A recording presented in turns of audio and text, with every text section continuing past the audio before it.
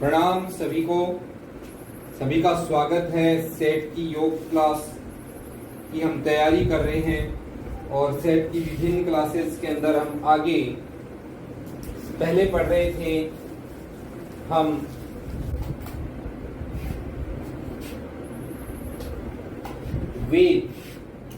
वेदों की हम चर्चा कर रहे थे और उसमें हमने ऋग्वेद और यजुर्वेद की चर्चा हमने कर ली थी और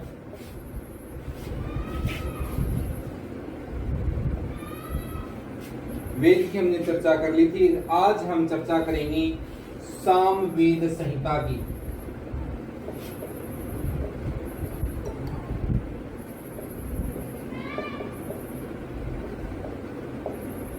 सामवेद संहिता की आज हम चर्चा करने जा रहे हैं।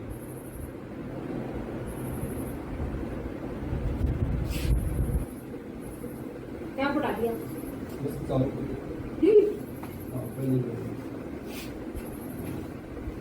तो सामवेद का जो शाब्दिक अर्थ है, साम शब्द का शाब्दिक अर्थ है वो है गान।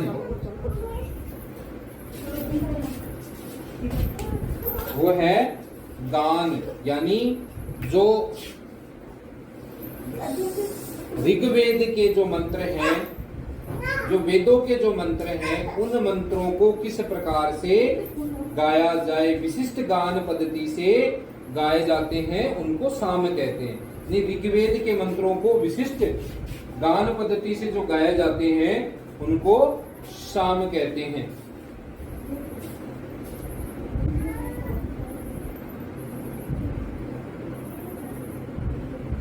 वेद संहिता की तो साम शब्द का जो अर्थ है वो गान है और ये क्या कर रहा है, क्या बता रहा है, ऋग्वेद के जो मंत्र हैं उनको विशिष्ट गान पद्धति से गाए जाते हैं, उनको साम कहते हैं। सामवेद का प्रमुख विषय क्या है? प्रमुख विषय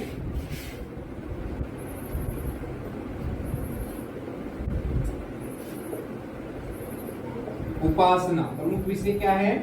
उपासना।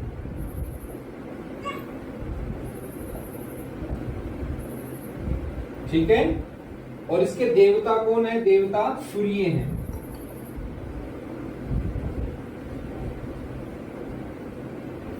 तो ऋग्वेद के देवता कौन है? ऋग्वेद और अथर्ववेद के भी देवता मैंने बताए थे। तो कौन है? तो ऋग्वेद के देवता की चर्चा की थी तो कौन थे? इंद्र थे और अग्नि। और वही यजुर्वेद का देवता कौन था? वायु। तो सामवेद का देवता कौन है? सूर्य। और सामवेद की 3 शाखाएं उपलब्ध हैं। 3 शाखाएं हैं। 3 शाखाएं उपलब्ध है। ये शाखाएं कौन सी है? पहली शाखा है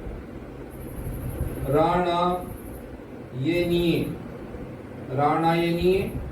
दूसरी शाखा है केथुमीय और तीसरी शाखा है जेमिनीय। ये 3 शाखाएं सामवेद की उपलब्ध हैं।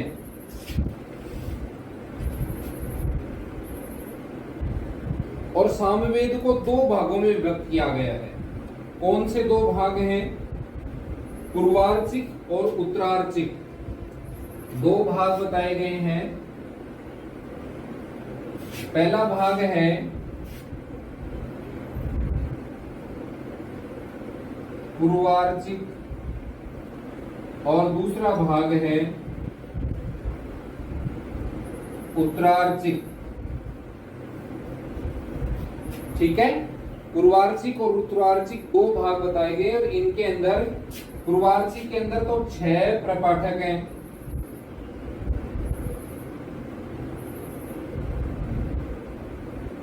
और 650 मंत्र हैं। वहीं उत्तरार्चिक के अंदर 9 प्रपाठक और 1125 मंत्र हैं।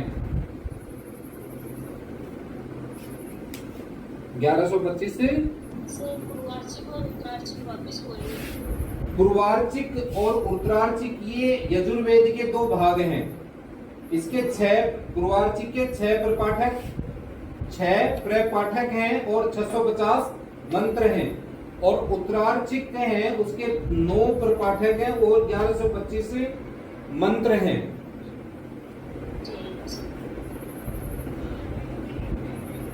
साम या गान, सामवेद का मुख्य विषय या उसका अर्थ क्या बताया है? गान।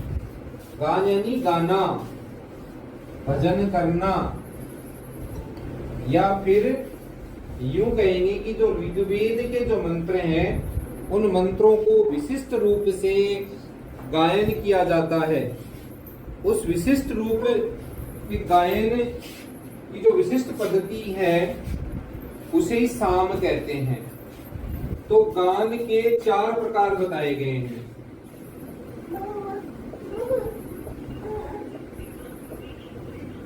तो 4 प्रकार कौन कौन से बताए गए हैं? ग्राम या गे, दूसरा है अरण्य गान, तीसरा है ऊह गान, और चौथा है ऊहिये, ये इसको रहस्य भी बोलते हैं।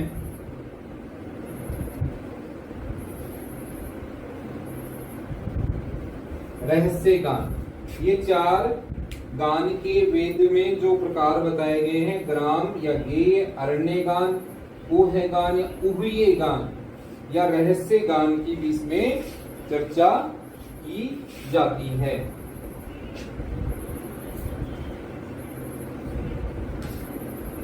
आइए अब हम चर्चा कर रहे हैं अथर्ववेद की। नाम से क्या लिखा?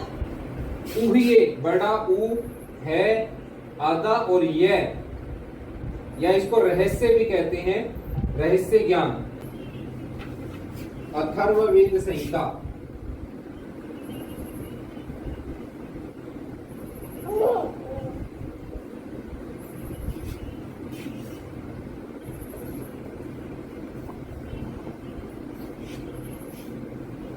कौन सा वेद है? चौथा वेद है। ठीक है। अथर्ववर्त का वेद का अर्थ है अथर्वों का वेद या अभी 4 मंत्रों का ज्ञान। अथर्वों का वेद या अभिचार,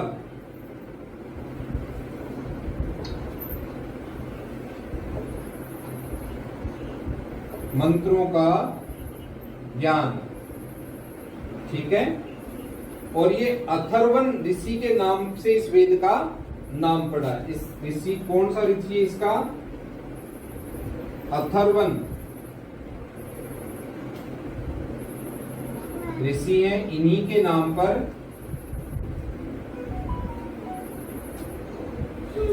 अथर्ववेद पड़ा।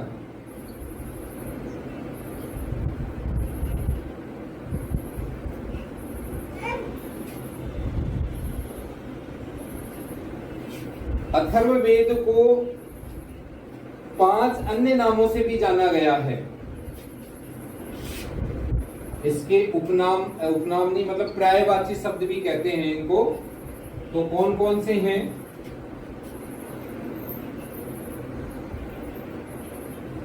भृंग, वंगीरा,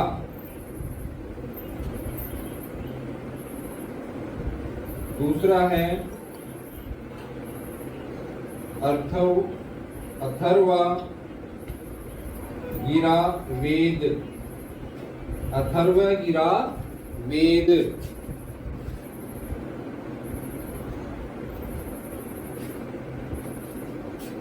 फिर भिषक वेद,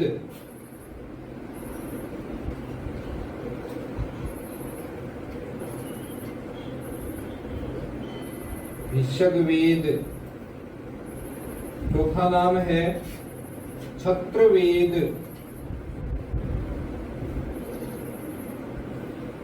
और पांचवा नाम है ब्रह्मवेद। संस्कृत का ही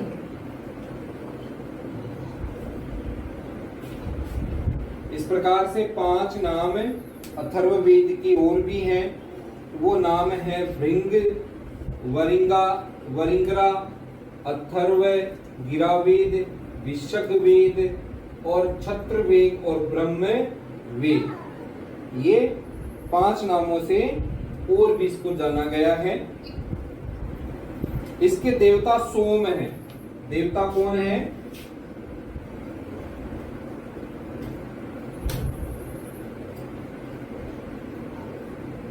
सोम है। और इसके आचार्य हैं, आचार्य हैं सुमंतु।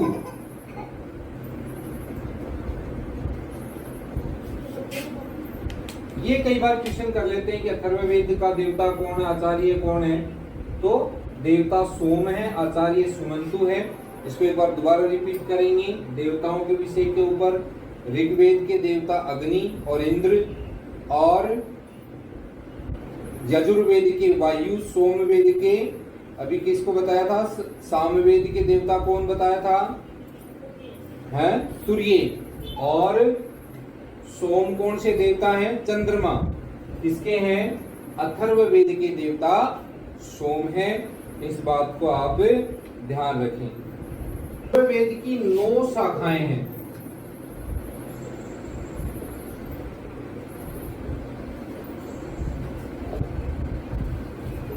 तो 9 शाखाएं कौन कौन सी हैं, उनके नाम हम जान लेते हैं। पहली तो है पिपलाद, दूसरी लिखो सतोद, तीसरी लिखो मोद, चौथी लिखो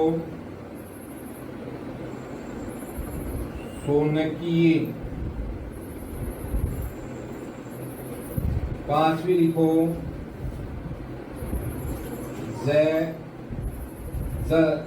जजल, छठी लिखो जलद, सातवीं है ब्रह्मवेद,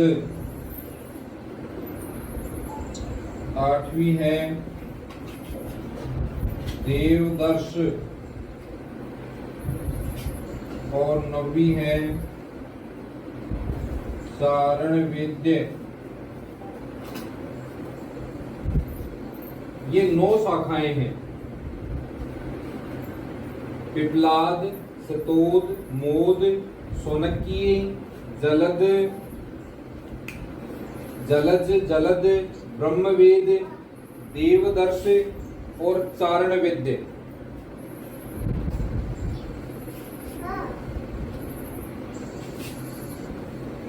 ये अथर्ववेद संहिता की 9 शाखाओं की चर्चा यहाँ पे है।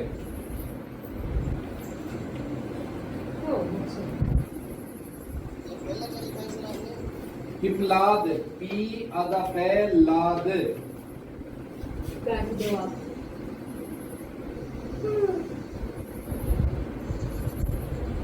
पिपलाद, आधा से तोद, सतोद, मोद, पहला से डबल ओ की मात्रा, सोनकीय, जलज, जजल, जलद, ब्रह्मवेद, देवदर्श और चारणवेद है।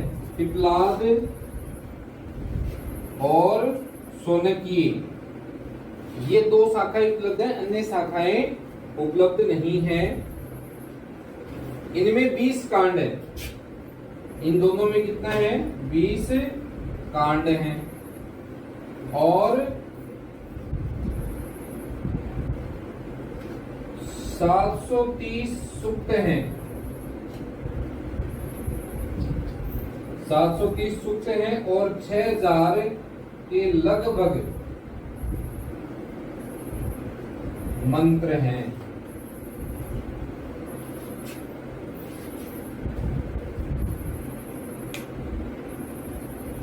क्या बताया गया है? 20 तो कांड है, 730 सूक्त है, 6000 के लगभग मंत्र इनमें इन 2 शाखाओं में हैं। और इन पहले जो 13 कांड हैं, 20 में से 13 कांड हैं जी, पिपलाद और सोनक ये दोनों को मिला के बताया गया है, दोनों शाखाओं को मिला के बताया गया है। तो 13 कांड में जो विषय है ना, विषय पहले 13 कांड में जो विषय की क्या 6000 क्या है? मंत्र, 6000 6000 मंत्र हैं, इनमें पिपलाद और शौनकीय शाखा में। और 20 कांड है, 20 कांड में से जो 13 कांड, जो प्रथम 13 कांड हैं, प्रथम 13 कांड मंत्र के पहले कुछ लिखा है? लगभग लगभग लगभग हाँ, लगभग 6000 मंत्र है ऐसा। तो जो पहले 13 कांड है, उनका जो विषय है वो है जरण, मरण, उच्चाटन। विषय क्या है? उच्चाटन, जरण, मरण और उच्चाटन, ये 3 विषयों की चर्चा इन 13 कांडों में की गई है। जरण यानी जन्म, मरण यानी मृत्यु, उच्चाटन यानी घूमना फिरना। इसमें ये प्रथम 13 कांडों का विषय है। विषय भाई, कोई चीज लिख रहे हैं तो किस विषय पे लिखा गया है? अब सर जैसे आपने 9 बता दिए, कहा कि पिपलाद और शौनकीय 2 शाखाएं उपलब्ध हैं अभी वर्तमान में, और इनमें 20 कांड और 730 सूक्त, 6000 मंत्र। और फिर मैंने कहा कि अगली लाइन मैंने कही है कि प्रथम 13 कांड का जो विषय है वो है जरण, मरण और उच्चाटन। ये प्रथम 13 कांडों का विषय है।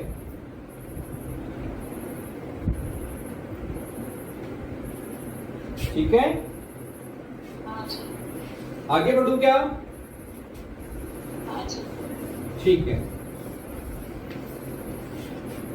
फिर 14वां जो कांड है, इसी के अंदर अगली लाइन में लिख रहे हैं, 14वें कांड में किसकी चर्चा की गई है? विवाह की चर्चा की गई है। विवाह शादी। हाँ, और 18वें में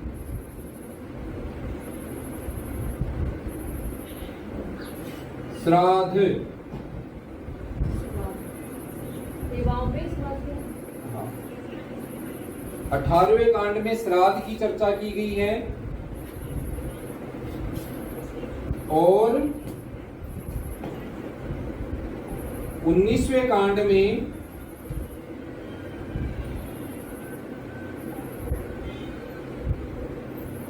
किसकी चर्चा की गई है? राष्ट्र वृद्धि की।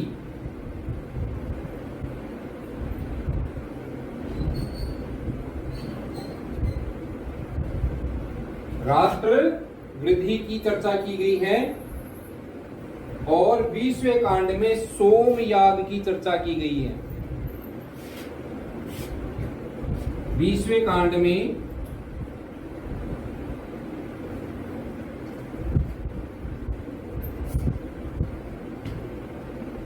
सोमयाग। तो सोम क्या है? दान। सॉरी, सोम दान नहीं, सोम है दिव्य रस। अथर्ववेद में कुछ प्रमुख सूक्त बताए गए हैं।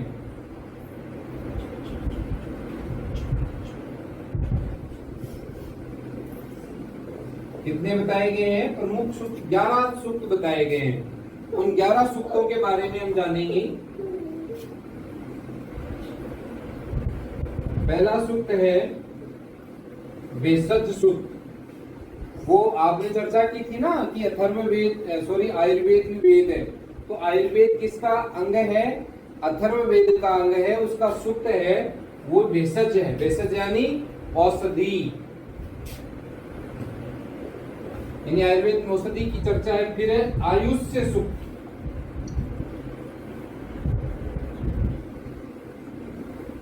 ये भी आयुर्वेद का हिस्सा है। आयुष यानी आयु। फिर है तीसरा पौष्टिक सूक्त। पौष्टिक यानी आहार विहार, शरीर का पोषण कैसे हो। चौथा है श्रृंगार।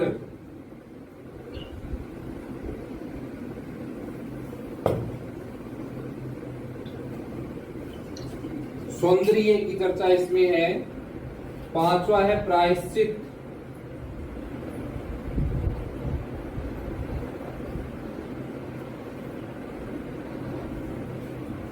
छठा है स्त्री कम। भाई जिया पढ़ने को चाहते हो मतलब काम कर दो। छठा है स्त्री कम। सातवां है राजकर्मा। आठवां है याज्ञिक।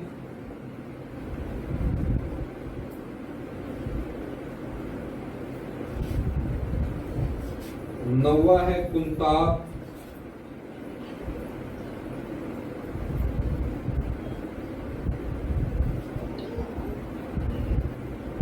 दसवां है अभिचार।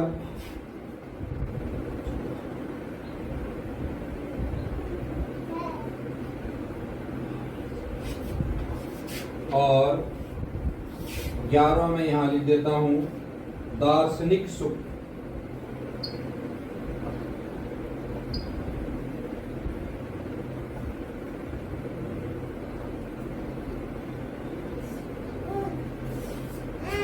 ये 11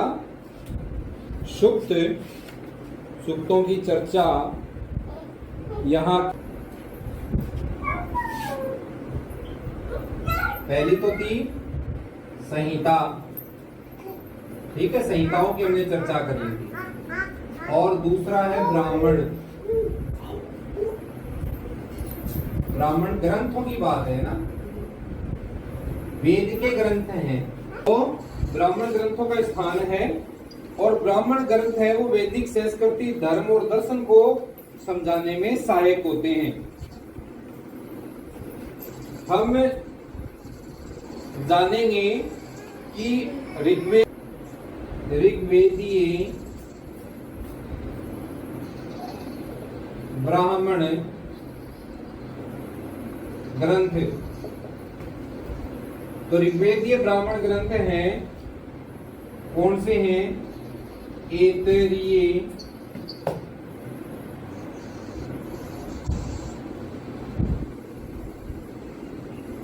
सांख्यायन, ये ब्राह्मण ग्रंथ हैं।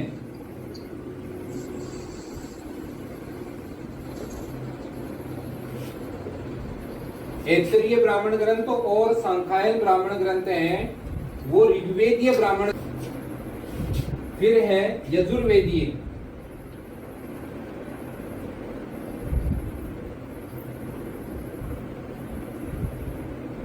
ब्राह्मण ग्रंथ कौन से हैं? एक तो है शतपथ और दूसरा है तैत्तिरीय।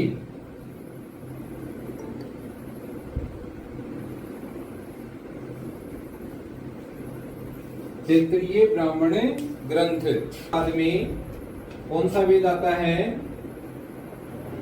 सामवेदीय। सामवेदीय ब्राह्मण ग्रंथ। इसमें मुख्य जो ब्राह्मण ग्रंथ हैं वो है पंचविंश ब्राह्मण ग्रंथ, छांदोग्य ब्राह्मण ग्रंथ, साम विधान ब्राह्मण ग्रंथ, आरसे वंश और जेमिनी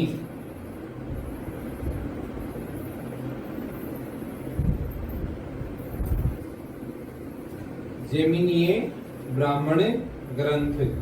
पहला पंचविंश, दूसरा छंदोग्य, तीसरा सामविधान, चौथा आरसे, पांचवा वंश और छठा है जेमिनीय ब्राह्मण ग्रंथ।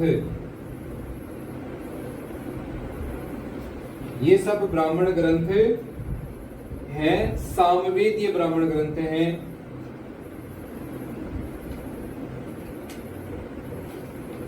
और लास्ट का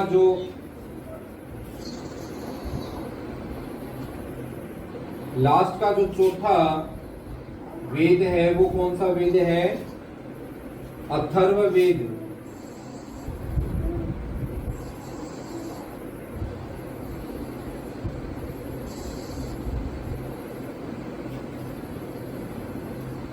अथर्ववेदीय ब्राह्मण ग्रंथ तो कौन से हैं? एक ही बताया गया है यहाँ पर, गोपथ ब्राह्मण ग्रंथ। गोपथ ब्राह्मण ग्रंथ।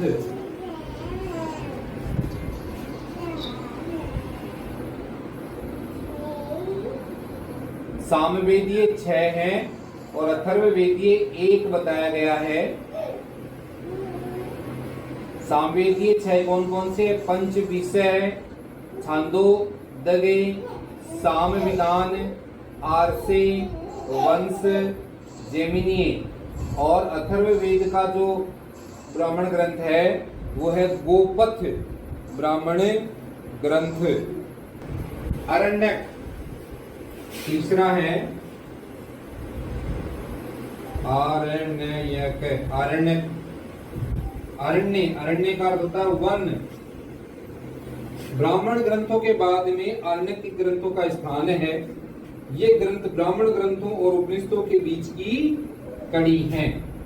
मतलब ब्राह्मण और अरण्य ग्रंथ हैं और उपनिषद ग्रंथ हैं, उनके बीच की कड़ी का काम करते हैं अरण्य। कर्म कांड की दृष्टि से ब्राह्मण ग्रंथों से संबंधित है। कर्म कांड की दृष्टि से किससे संबंधित है? ये ब्राह्मण ग्रंथों से संबंधित है। वहीं ज्ञान कांड की दृष्टि से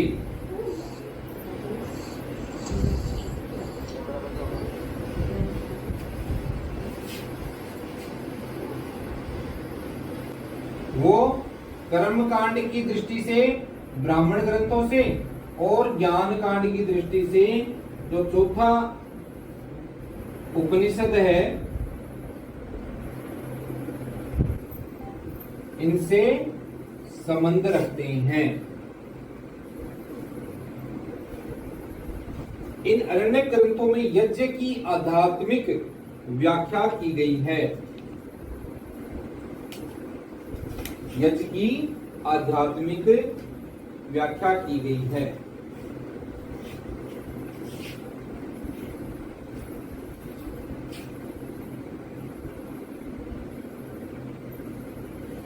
वर्तमान में केवल 8 अरण्य ग्रंथ ही उपलब्ध हैं।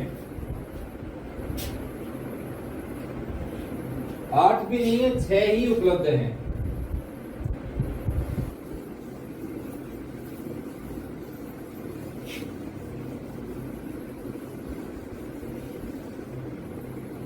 कितने उपलब्ध है? 6 ही उपलब्ध है। आइए हम इनको ऋग्वेद के अनुसार जान लेते हैं।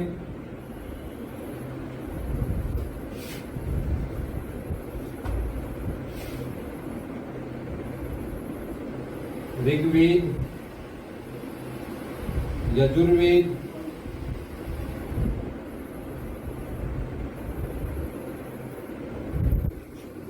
सामवेद,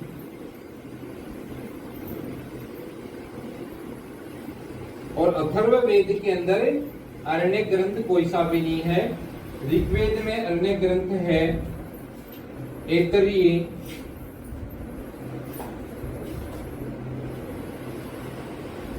और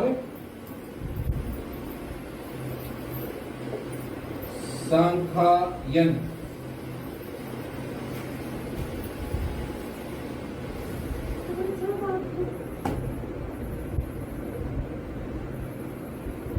सांख्यायन यजुर्वेद के अंदर है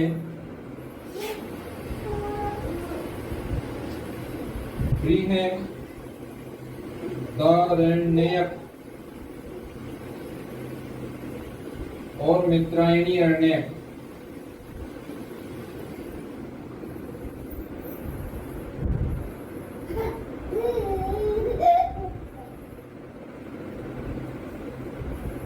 मित्रायणी अरण्यक, बृहदारण्यक और मित्रायणी अरण्यक। वहीं सामवेद की अगर हम बात करें तो सामवेद का है तवलकार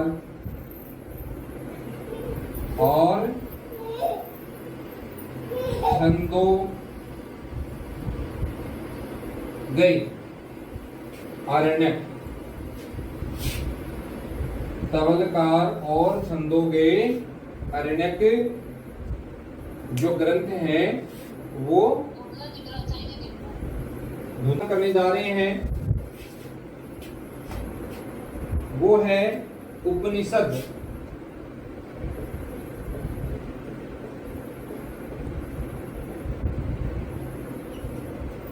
उपनिषद तो उपनिषद क्या है? वैदिक साहित्य की श्रृंखला में अरण्यक ग्रंथों के बाद में उपनिषदों का स्थान है। श्रृंखला, वैदिक साहित्य की श्रृंखला क्या है?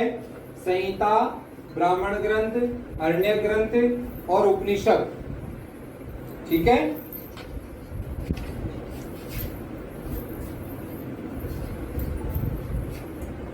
अन्य ग्रंथों में प्रतिपादित दार्शनिकता का पूर्ण विकास रूप उपनिषदों में प्राप्त होता है। वेद और ब्राह्मण ग्रंथ मनुष्य जीवन का पूर्व पक्ष हैं।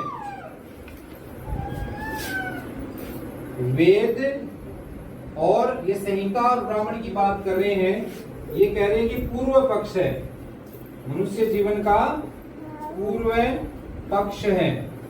वहीं उपनिषद मनुष्य जीवन का उत्तर, उपनिषद किसका है?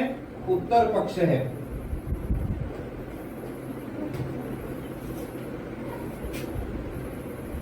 उपनिषद शब्द है वो उपनी उपसर्ग।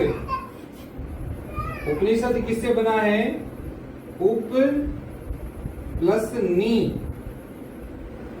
ये तो है उपसर्ग, और प्रत्यय इसमें जुड़ा है सृदल, सृदरी। हाँ, ले के नीचे री की मात्रा है, ले ले, से दल री, सदल री।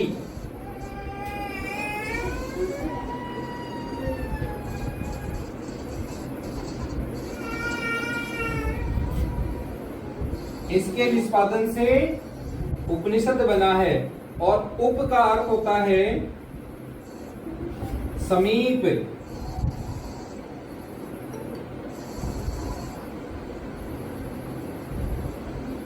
उप का अर्थ होता है समीप,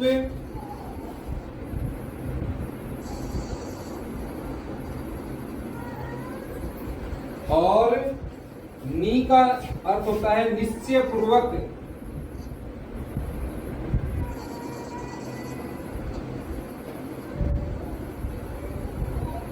और श्रुतली का अर्थ होता है बैठना।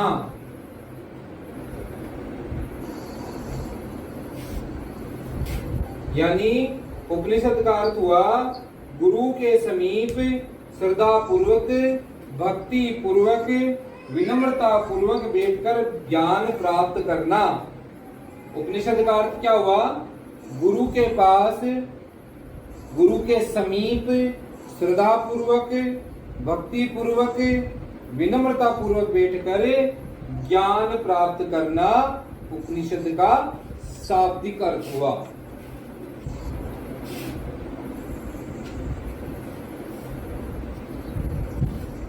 वैदिक साहित्य में उपनिषद को जी मतलब टाइम पूरा होने वाला ऐसा लग रहा है सेटिंग का 1 घंटे का अब आ गया। ये देखो आपके यहाँ पर कोई आपके यहाँ कहीं पर भी नेटवर्क इश्यू हुआ है। आप मेरी आवाज तो क्लियर आ रही है ना? मैं ये आपको अभी पीडीएफ में डाल दूंगा, आप चिंता नहीं करें। सो मैं पीडीएफ में डाल दूंगा, ठीक है?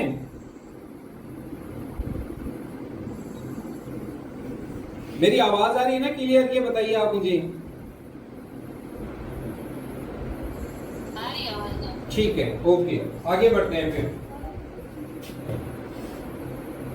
वैदिक साहित्य के अंत में रचे जाने के कारण इन्हें वेदांत भी कहा गया है। उपनिषदों को क्या कहा गया है? वेदांत भी कहा गया है, ठीक है? लगभग 108 उपनिषदों को प्रमाणिक ग्रंथ के रूप में माना गया है। कितने? 108 की संख्या को प्रमाणिक रूप से माना गया है। इन सभी उपनिषदों का अंतिम लक्ष्य मानवीय जीवन के दुखों और संतापों से मुक्ति पाना है। मतलब इनका लक्ष्य क्या है? सभी उपनिषदों का लक्ष्य ये की है कि मनुष्य जीवन है, मानवीय जीवन है, उसके दुख और संतापों से उसकी मुक्ति हो जाए। और इस लक्ष्य को प्राप्त करने के मार्ग और साधनों का वर्णन कहाँ किया गया है? उपनिषदों में किया गया है। तो उपनिषदों के वर्ण विषय क्या है, इनकी चर्चा करेंगे अब हम। मैं भेज देता हूं आज इसको, है ना? आप चिंता नहीं करें, आप केवल आवाज आ रही है, आप केवल इस चीज को समझ लें।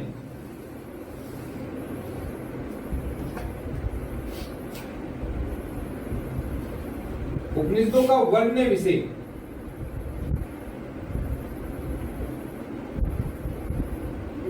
वर्ण विषय 5 बताए गए हैं। क्या बताया गया है? पहला, ब्रह्मा का स्वरूप।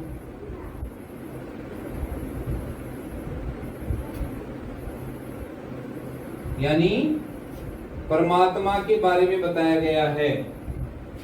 दूसरा बताया गया है कर्म सिद्धांत।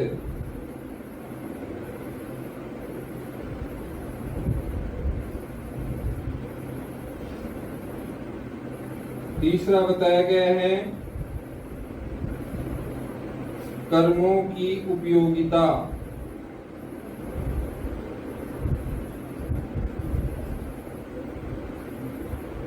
चौथा है मोक्ष प्राप्ति का साधन।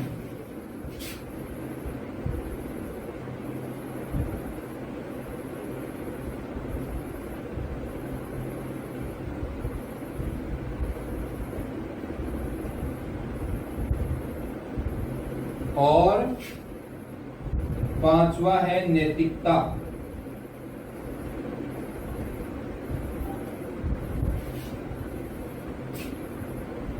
ये उपनिषदों के वर्ण विषय हैं। वर्ण विषय मतलब इन विषयों का वर्णन किया गया है। कौन कौन सा? भगवान, परमात्मा कैसे है, ब्रह्मा का स्वरूप क्या है, कर्म सिद्धांत, ये बहुत इंपॉर्टेंट बात है, कर्मों की उपयोगिता क्या है, मोक्ष की प्राप्ति का साधन क्या है, नैतिकता, ये बड़ा इंपॉर्टेंट है। नैतिकता होनी, नैतिक विषयों की चर्चा यहाँ पे की गई है कि व्यक्ति को कैसे जीवन जीना चाहिए, उसको पड़ोसियों के साथ में कैसा व्यवहार करना चाहिए, रोड पे रास्ते पे कैसे चले, पशु पक्षियों के साथ में कैसा व्यवहार करे, प्रकृति के साथ में कैसा व्यवहार करे, वो सारी की सारी चीजें किसमें आती हैं? नैतिकता के अंदर आती हैं।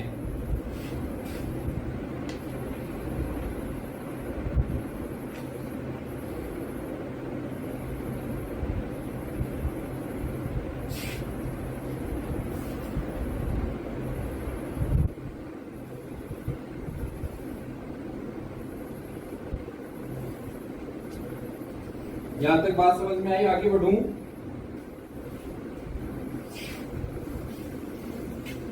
तो कुछ उपनिषद हैं और उन उपनिषदों की हम चर्चा करेंगे वेद के अनुसार।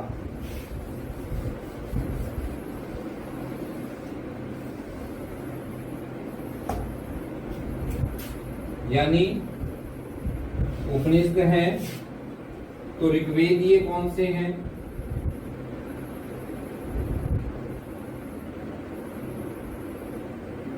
फिर ऋग्वेदीय के अंदर ऐतरेयी और दूसरा है कौशितकी।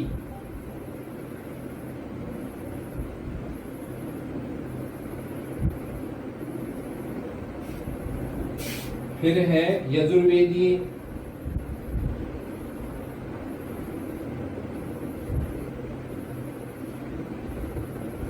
यजुर्वेद में इसके दो हिस्से बताए गए हैं, शुक्ल और एक बताया गया है कृष्ण। तो शुक्ल यजुर्वेदी उपनिषद कौन सा है? बृहदारण्योपनिषद,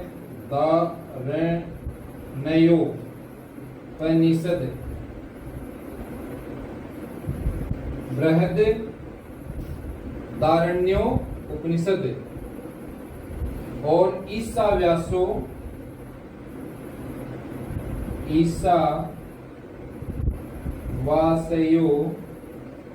उपनिषद। और कृष्ण पक्ष के अंदर बताया, कृष्ण में बताया गया कठ, मित्रायणी,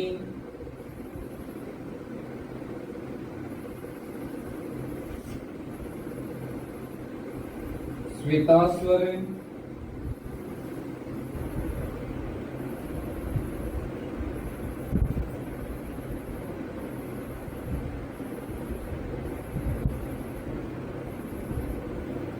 श्वेताश्वर और तैत्तिरीय।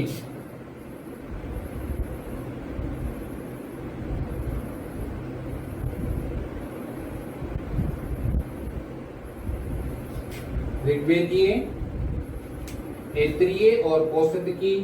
यजुर्वेद में शुक्ल यजुर्वेद में बृहदारण्योपनिषद, ईशावास्योपनिषद और कृष्ण यजुर्वेदी के अंदर कठ, मित्रायणी, श्वेताश्वर और तैत्तिरीय। ये उपनिषद की चर्चा यहाँ पे की गई है। वहीं सामवेदीय की अगर हम चर्चा करें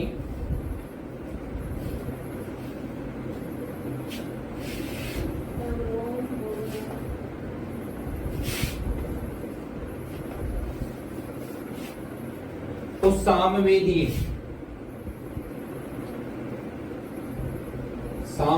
के अंदर केनोपनिषद,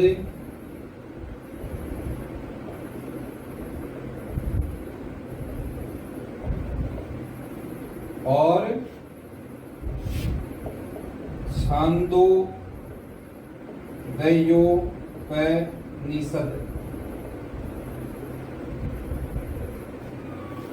और अथर्ववेदीय के अंदर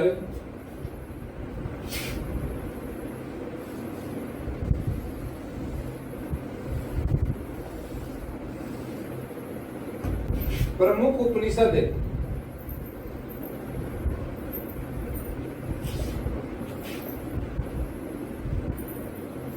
तो प्रमुख उपनिषद कौन कौन से हैं? ऋग्वेदीय,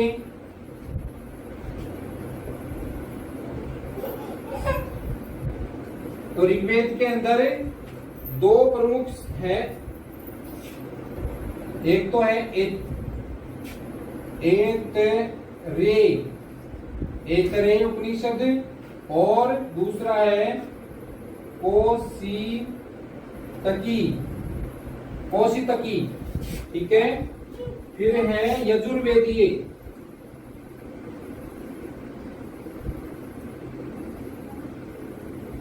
यजुर्वेदीय के अंदर शुक्ल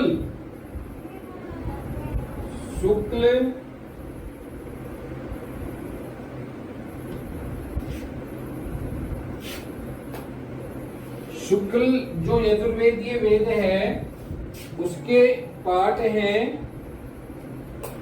बृहदारण्य उपनिषद,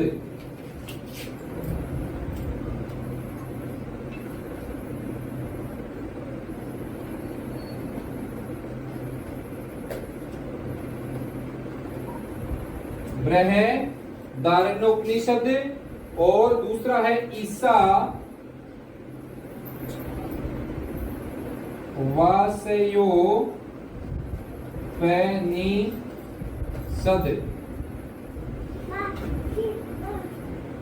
तो ये समझ में आया क्या?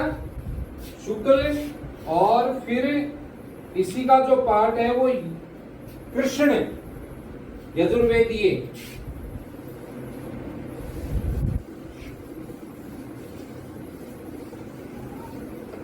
तो कृष्ण यजुर्वेदीय कौन कौन से हैं? कृष्ण यजुर्वेदीय में है कठ, मित्रायणी,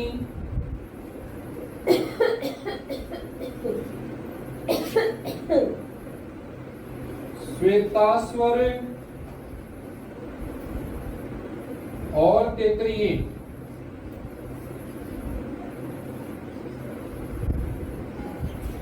ये कृष्ण यजुर्वेदीय उपनिषद हैं। फिर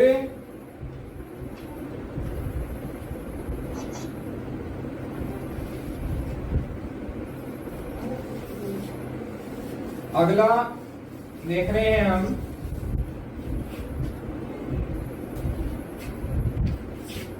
सामवेदी उपनिषद।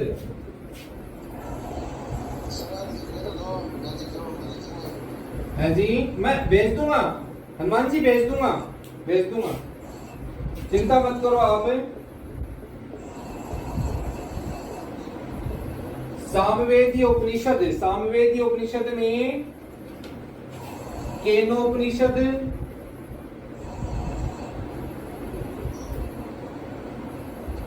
और छांदोग्योपनिषद।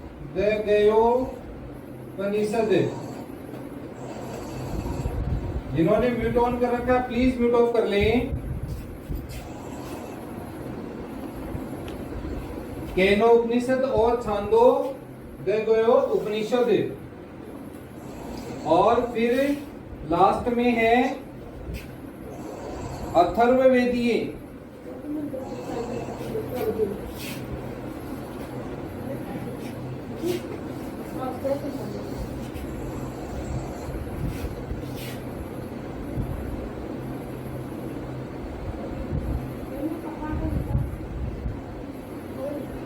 अथर्ववेदीय उपनिषद। तो अथर्ववेदीय उपनिषद के अंदर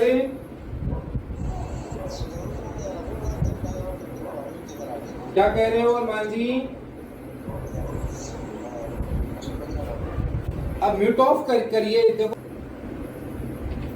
मुंडकोपनिषद और मांडुक्य उपनिषद।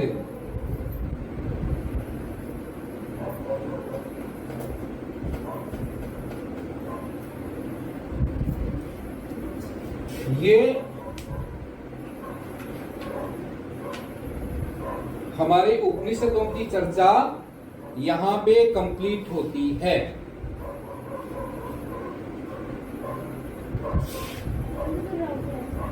और अब हम पढ़ेंगे वेदांग, यानी वेदों के अंग। छोटा सा पार्ट है।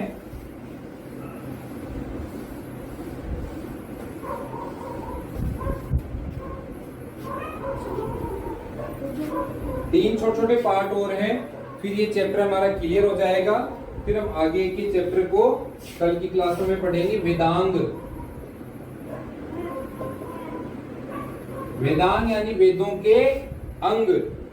वेदों के सम्यक अनुशीलन के लिए उनका वास्तविक अर्थ जानने के लिए जो ग्रंथ उपयोगी व सहायक हैं, उन्हें वेदांग कहा गया है।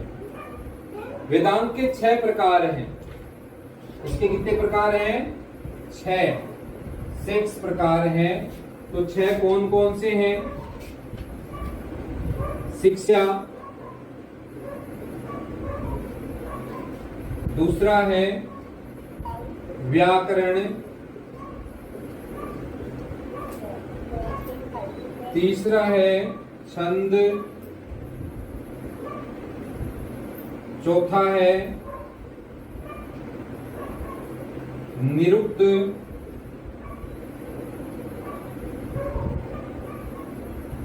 पांचवा है ज्योतिष,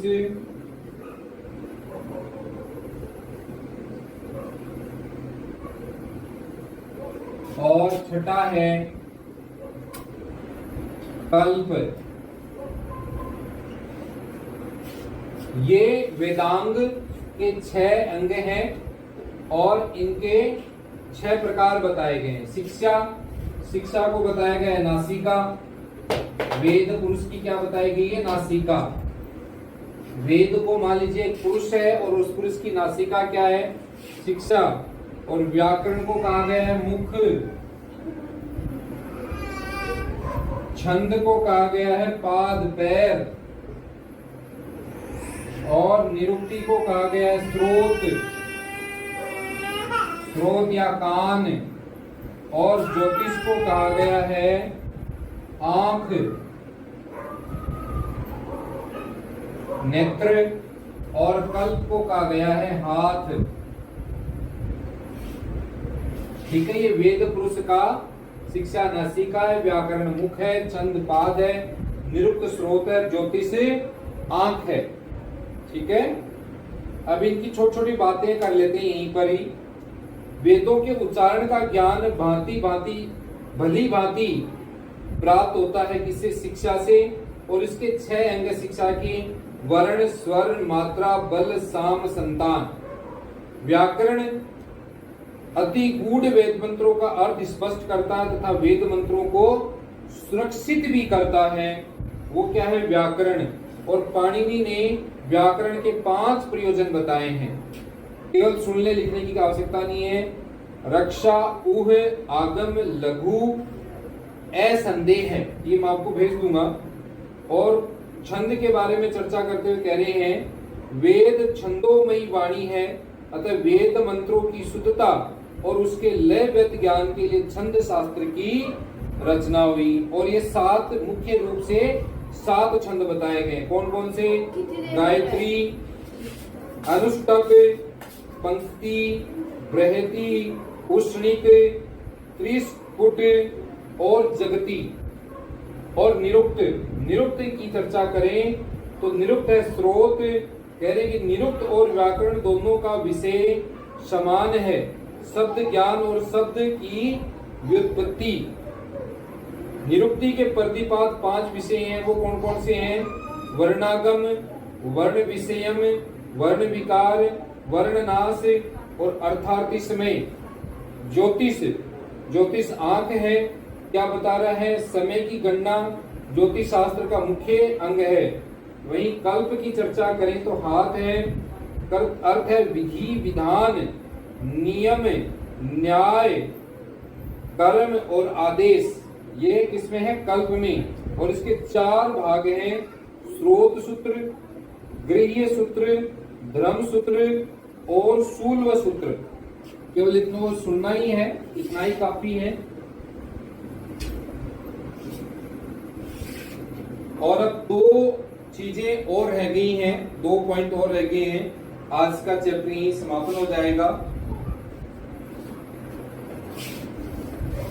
इंपॉर्टेंट लास्ट पॉइंट पढ़ रहे हैं आज का, पुरुषार्थ,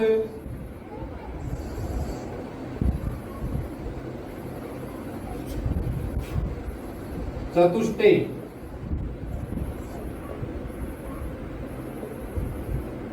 पुरुषार्थ चतुष्टय क्या क्या है?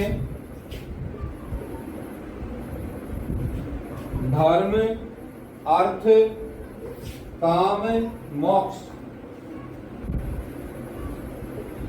धर्म, दूसरा है अर्थ, तीसरा है काम, चौथा है मोक्ष। धर्म क्या है? मानव जीवन के आधारभूत कर्तव्यों को चार प्रमुख भागों में व्यक्त करने वाली विद्या को पुरुषार्थ चतुष्टय की संज्ञा दी गई है। धर्म, अर्थ, काम, मोक्ष। धर्म क्या है? धर्म का अर्थ है धारण करना, आलंबन देना और पालन करना। अर्थ का अर्थ है धन कमाना, मतलब सात्विक तरीके से धन कमाते हुए अपने परिवार को चलाना, अपने समाज को चलाना। काम, संसार के सुखों की प्राप्ति की इच्छा करना। इसका व्यापक अर्थ है हंसते हंसाते जीना, स्नेह और सहयोग को बढ़ाना। मोक्ष, मोक्ष धर्मपूर्वक अर्थ व काम का उपयोग करते हुए मनुष्य मोक्ष को प्राप्त हो जाता है। मोक्ष क्या है? बंधन मुक्त हो जाना। किससे बंधन मुक्त हो जाना? लोभ, मोह, अहंकार से बंधन मुक्त हो जाना। इन चारों दायित्वों के निर्वाह द्वारा ही मनुष्य का शारीरिक, मानसिक, नैतिक तथा आध्यात्मिक विकास कर सकना संभव है। कौन सा विकास बताया गया है? शारीरिक, मानसिक, नैतिक तथा आध्यात्मिक विकास करना ही संभव बताया गया है पुरुषार्थ चतुष्टय के द्वारा। तो यहाँ पर अपना चैप्टर पूर्ण होता है।